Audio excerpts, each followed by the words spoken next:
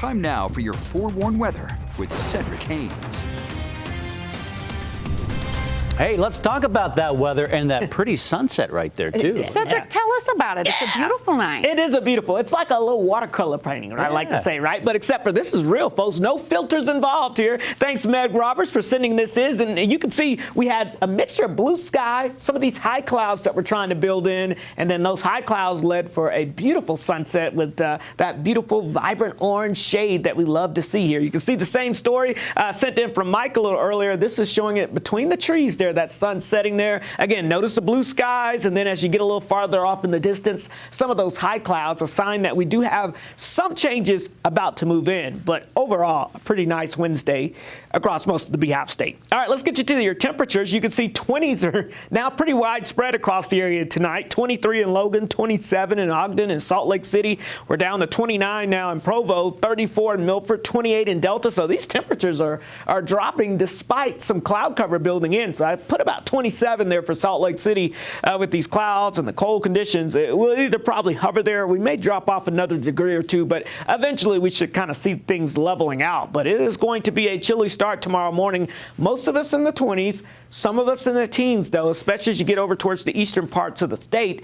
But yeah, it's definitely going to be a cold start. So after a cold start, we'll jump and warm up fairly quickly. I think we'll be in the mid-40s by lunchtime. We'll likely top out in the mid to upper 40s for highs along the Wasatch Front. And then those clouds will thicken up by the late afternoon hours. Could be a couple of spotty, isolated rain or snow showers, primarily south and west of most of the area. But can't rule out one or two by the afternoon hours, but most of us will spend the day Thursday dry with temperatures into the 40s to low 50s along the I-15 corridor and hovering in the 30s and low 40s across the eastern half of the region. So as we look at the upper level futurecast, we're going to be in a progressive pattern. What does that mean? That just means we're going to see things moving fairly quickly. These quick moving storm systems, one coming in Thursday night, another one coming in as we get a break as we go into your Saturday night into Sunday, and then we'll have another one coming in after a little break Monday night into Tuesday. So every other day or so we get a storm system rolling through.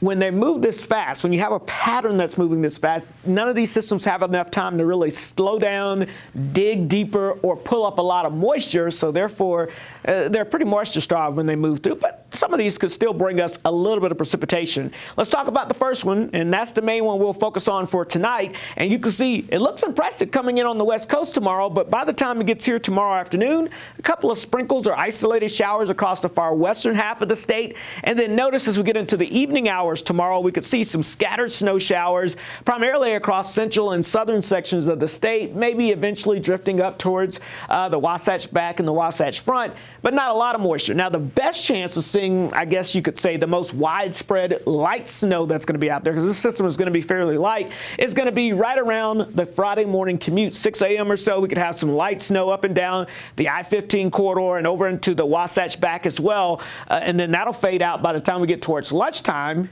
and then it's out of here. So it's a quick moving system, but just because it's moving in around the rush hour Friday morning, there could be some limited impacts with this system, even though the amounts are not going to be anything significant. So in the valley areas, we're talking a dusting up to an inch on the valley floors, but you get into the mountains, the Wasatch Back, over towards the Uintas, you could see 1 to 3, maybe up to 4 inches of snow. Again, not a big storm, but because it comes through during the morning rush hour on Friday, yeah, we could have some limited impacts up and down the I-15 corridor and back off towards the Wasatch Back. So just keep that in mind. Give yourself a few extra minutes. Again, not expecting a major storm, but just because of the timing, it could cause some impact. So as we look at your forecast in St. George, slight chances of showers Thursday, and then again as we go into the weekend as those two systems move on through.